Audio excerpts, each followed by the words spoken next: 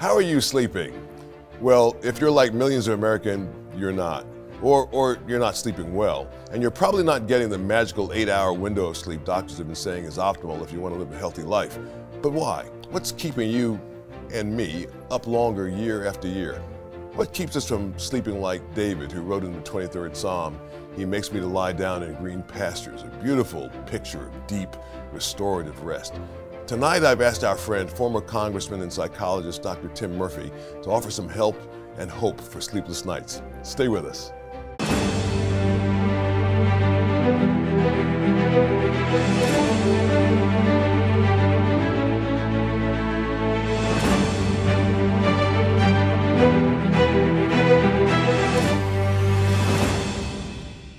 According to Gallup, 59% of Americans were getting 8 or more hours of sleep in 1942.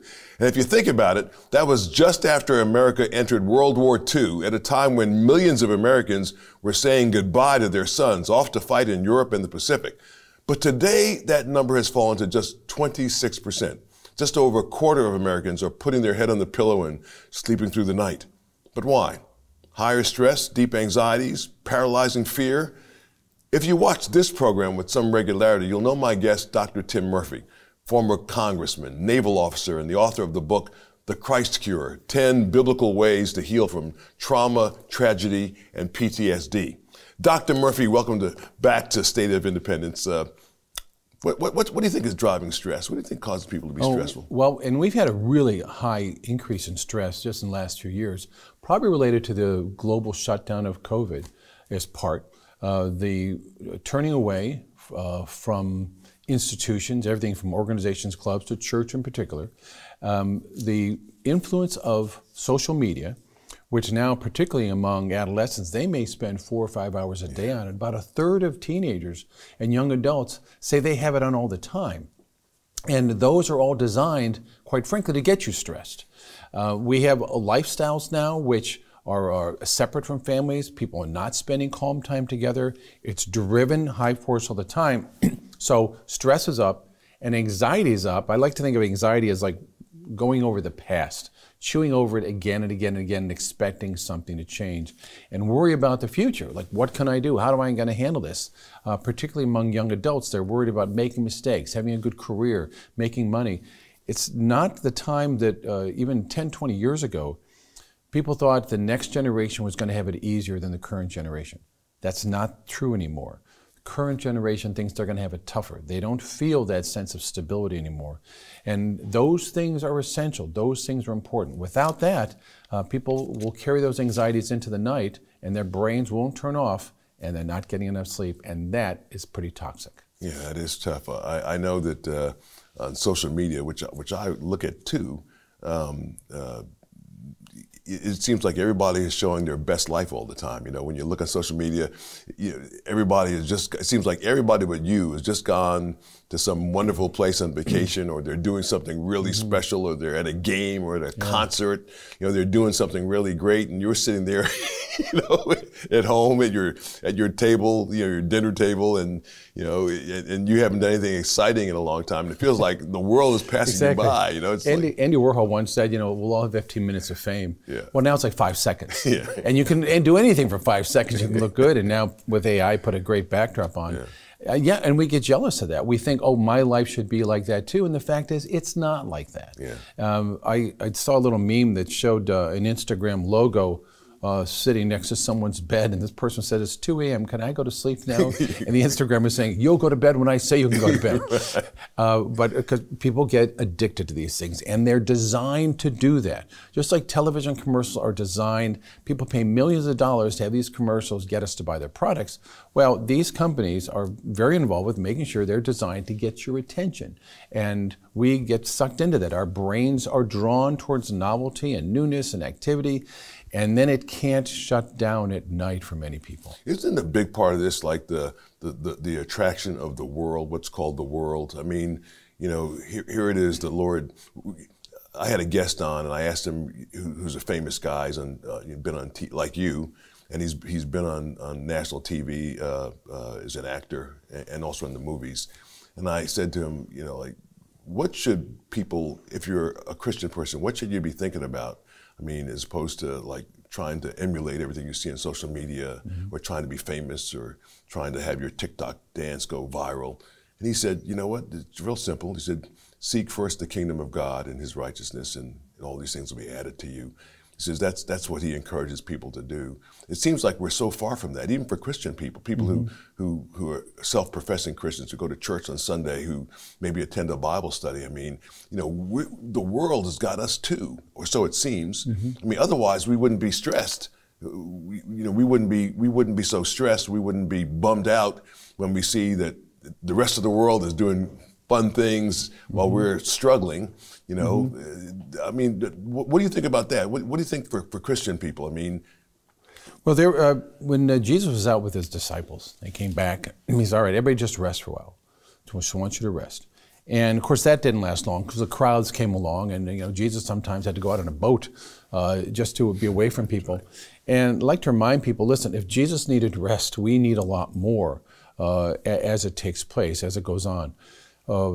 But for Christians, it's important to remind us of that. There's a great line in Ecclesiastes, sweet is the sleep of the laborer, but the surfeit of the rich will not let them sleep, because they're consuming and doing so much, and their mind is so involved. And the laborer says, I can go to work and I come home and I can then turn off that dial, or is important. But there's a great comfort in our faith, which comes from the Old and New Testament throughout. A lot of people think, well, the Old Testament's all about battles and horrible things. No, it's a lot about people struggling, but then coming back to God.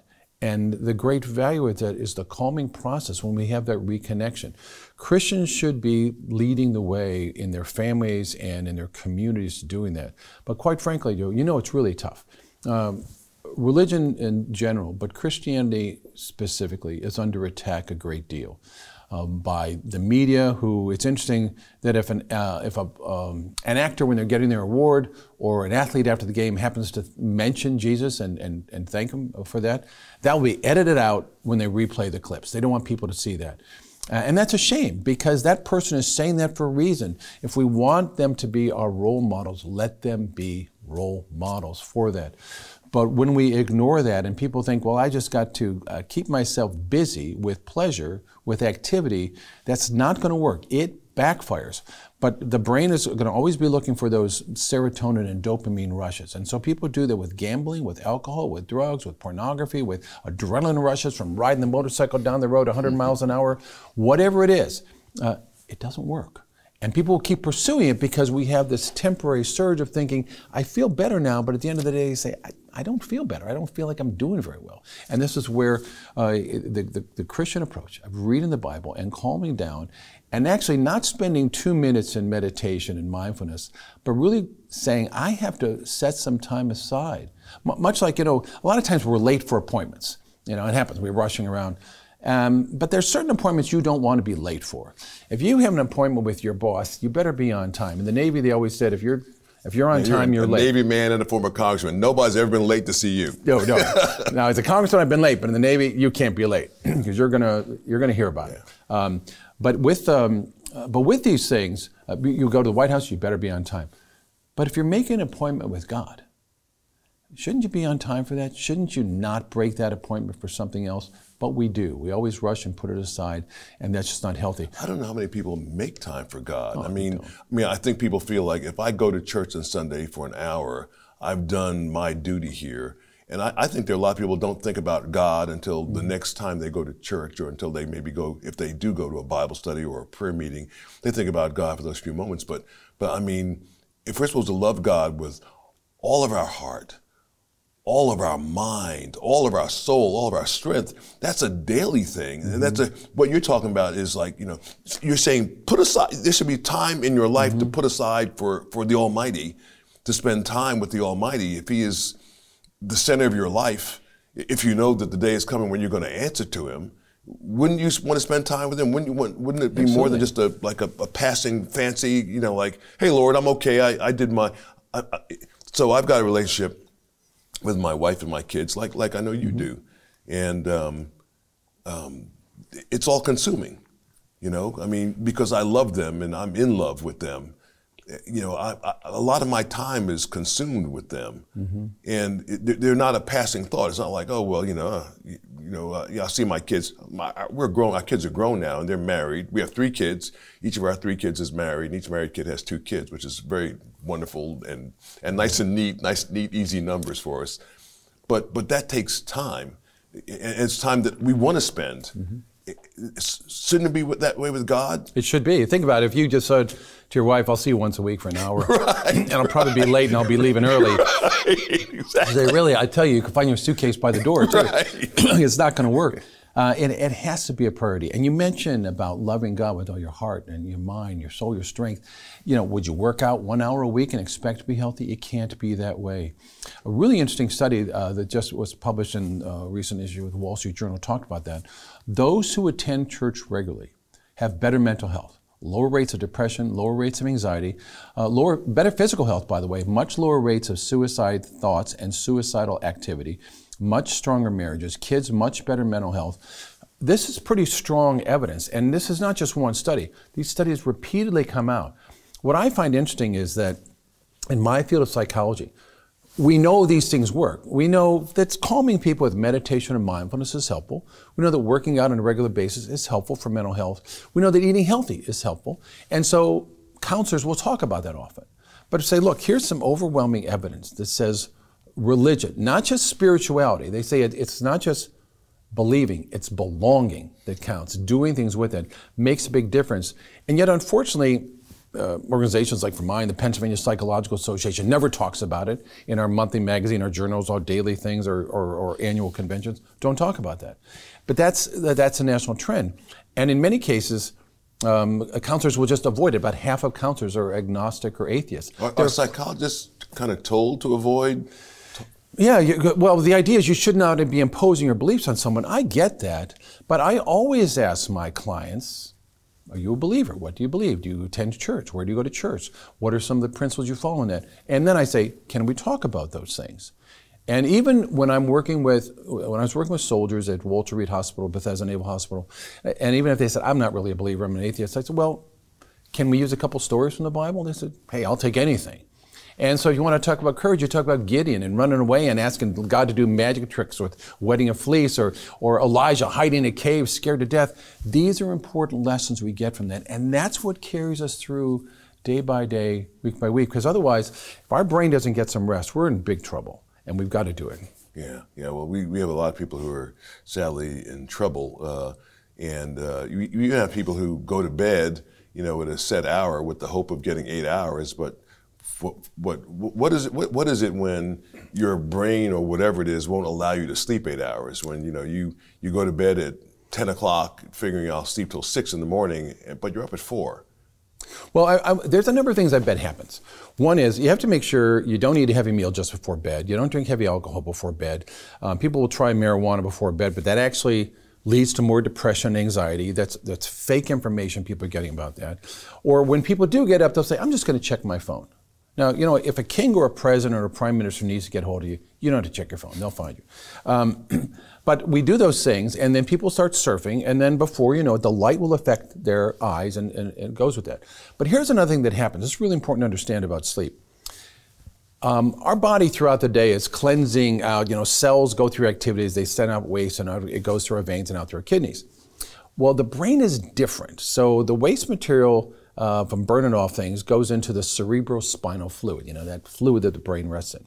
And that doesn't go right to the veins. What happens is there's these cells called glial cells. They wrap around the veins. And during the day, they're tight. They're closed. At night, they open up. And so the cerebrospinal fluid can actually flush out. So to sleep, perchance to clean, I guess is the thing there. But what happens is the amyloid proteins and other toxins leave the brain at night and clean it up. When we're not getting enough sleep, we are groggy, our memory doesn't work as well, our attention doesn't work as well, depression goes up, inflammation in the brain goes up. So these physical changes occur. So anybody who says, I can get by in 3 or 4 hours of sleep, your brain can't. You got to clean up, or it's just going to be a mess. You wouldn't leave all the dishes in the sink all day. You got to do it. And these things also affect a cycle. Our brain gets into the cycle of, well, I'm just going to wake up every day. Our own circadian rhythm is like that. When you have a regular sleep time, and usually in the evening your melatonin levels go up, and then they go down during the night. If you keep a pattern there and don't distract yourself with bad sleep hygiene and do the right things, your brain will reset. It takes time. Don't get anxious, and for gosh sakes, don't get up and start looking at your phone and social media. If you have to do anything, I tell people, get up, read something, and as soon as you're tired, close the book, go back to bed. Don't lie in bed with an insomnia of wide eyes. But those are going to be important parts of biological things. And what's a good thing to read at night when you're tired? Bible passages. It's really nice to read some of those, the calming effect of those things, and to study just a chapter, just a couple of verses, helps us calm down. What's good sleep hygiene? You were saying? Well, sleep hygiene are those things to do of make sure you go to bed the same time every night. You don't eat heavy meals, don't eat a lot of sugar, don't eat a lot of alcohol. Stay away from bright lights the last hour before bed. And those are the elements. You want to make sure you stay in a regular routine with that. And don't come home from work, nap for 2 hours, and then expect you to go to sleep at night. Take a short nap if you have to do it at all. Right. And what would you say to people who say the only way to get better sleep for me is medication? I mean, you're people who are like, say, well, I'll go to the drugstore and get some, over-the-counter. Well, melatonin over-the-counter drugs can be helpful. Also, a real natural thing to do is tart cherry juice that has melatonin levels in it, and people will drink that an hour before they go. That's interesting. I drink the tart cherry juice because I'm prone to swelling in the joints, and apparently the tart cherry juice will cut that. Will reduce inflammation for you. Yeah, it reduces inflammation, which is just like unbelievable. Yeah. But it's good for sleep as well? It's good for sleep as well. So those melatonin levels are there, and those are just natural things to do. Ambien is a heavier drug that people may take now and then. That's not something you should do multiple days. I know when we worked with the Special Forces people, and they'd have to be up at night doing activities, combat, and then sleep during the day, they would take Ambien day after day after day after day, and then stimulants at night. And actually, Ambien levels and poor sleep lowers testosterone in men. So they'd come home after being deployed for a while, and their wives are saying, "What's wrong with you? You're a different person now." So that's another thing to keep in mind as well. Watch those prescription sleep aids. And as I was saying about marijuana, and I know in Pennsylvania and other states, they're looking at ideas of making recreational marijuana legal. And people will tell the false stories of, oh, this helps with depression, this helps with anxiety. It actually has the opposite effect. This is one of the biggest lies because the THC that was back in the Woodstock days, maybe 4% in marijuana, now it's 80, 90%. It's very intense, and it does contribute a lot more to a rebound effect of depression and anxiety, and then you become dependent on it for sleep. It is not a healthy thing to do. And by the way, it also increases risk for psychosis and other mental disorders as well. So I would say you're better off with a regular sleep routine. Spend your day in calming activities. Know that some things you just got to put away. You'll survive better without social media. It's a big thing. Yes, that's very well said. Do you think that any of the other things that believers are supposed to do are helpful?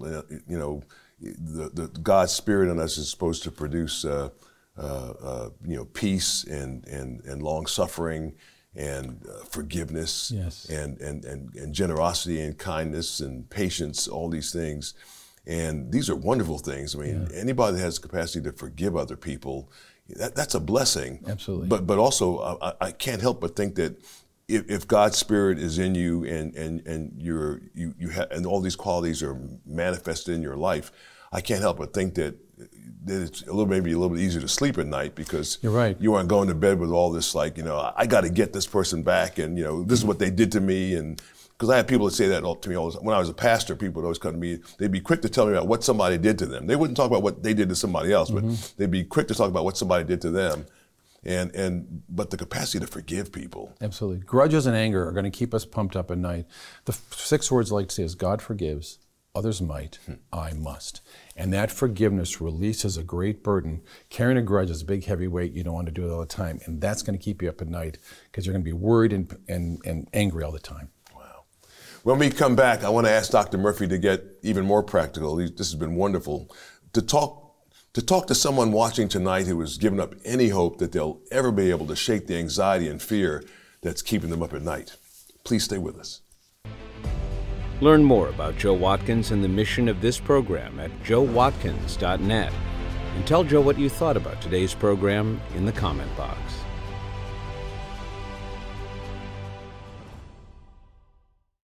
My guest is an award-winning author and former member of Congress, Tim Murphy, Dr. Tim Murphy. And like all of us, he's had his own moments of fear and anxiety, I'm sure. But by God's grace, his life continues to be used to help others by what he's learned. Tim, you write in this book, the word faith is more than just confidence in someone or something. The faith fueling our renewal is faith in God, and that he is trustworthy, good, able, and willing to help, bigger than any of our problems. And then you write, the offer is on the table. Whether or not we accept it makes a difference. So here's the question. Can you fight anxiety, heal from trauma, or fight fear without God? Do you think it's possible? I think a person can use various techniques to help that. Meditation, mindfulness, deep breathing can help. But why not go for something that's deeper, something more profound, something that is not a gimmick? This has worked for thousands of years for people, and it is very helpful. That's a benefit people who are believers have. That the idea that to choose faith, to choose trust instead of doubts, to have hope, to understand that even when we feel no one likes us, some of the worst trauma we may face is betrayal, and that it's hard to overcome that. But to know that God's grace is always there, no matter what happens to us. There's a great peacefulness that washes over us with a baptism every day that can wash away the grudges, wash away the anger. It takes some work, particularly if we need to forgive someone else, and even harder still to forgive ourselves, because we can all look at dumb things we've done, really dumb things we've done, that we wish we could erase and change. And the nice thing is that God says, look, I know that. I got that. I love you anyways. Can we get beyond that? Can we build our relationship again? You know how hard it is in a marriage or anywhere else where someone just holds a grudge of anger and you just want to say, hey, listen, I'm not mad at you anymore. It's okay. I love you. Let's go on with this. And that relationship can not only be repaired, Joe, but it can be stronger than ever. Not despite the problems, but because you've overcome the problems. There's a great strength that comes from that. And I want people to know, if they're struggling with sleep, spend that time to think about, a little sleep, a little slumber is good. Don't fear the terror of the night. But think of this as a time when you're quiet, you're alone, you're with God. We a lot of times get scared at night because we're thinking, oh, things are quiet, I'm not distracted. All these thoughts are rushing in. Like, I get that. But it's time to have a conversation with God. That holy hour, that holy half hour, whatever.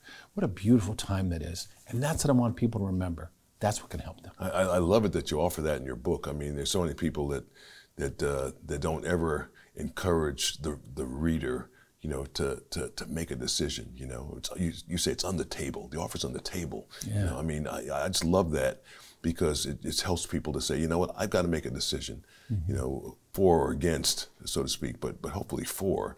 I accepted Christ as a young person. I'd gone to church all my life at that point because I had to, my parents required that of me happily. Mm-hmm. But when I was 19 years old and I heard the gospel preached by a great preacher, it was like he was talking to me. And I realized at that moment, I've got to make a decision. It's not good enough for me just to go to church, but if I really want Jesus in my life, I've got to make that decision myself and ask him in. I love it that you put that in your book. Yes. I think it's wonderful and just amazing. And coming from you, it means a great deal. Well, a lot of my book is based upon tracking the lives of people who struggle, but also the life of the Apostle Paul. And related to what you just said, where he says in Romans 12:2, to be transformed by a renewing of the mind. And we want to be perfect like Christ. Not perfect as in perfect like God, but perfect like as in complete. And this is where I know sometimes people get caught up in saying, well, when were you born again? And someone asked me that recently, and I said, well, which time? So, what do you mean, which time? I said, well, if you haven't renewed yourself, right, you got to keep going at this. Right. And I think for people when they're struggling at night and struggling with their life, renew it again.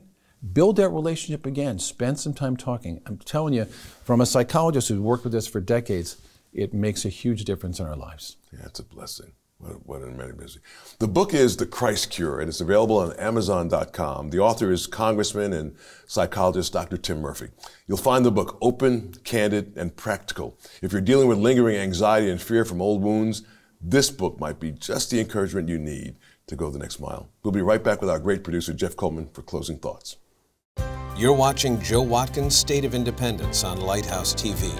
positively different.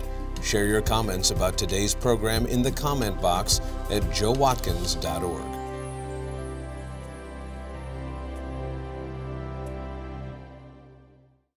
And now let's talk to our great producer, Jeff Coleman.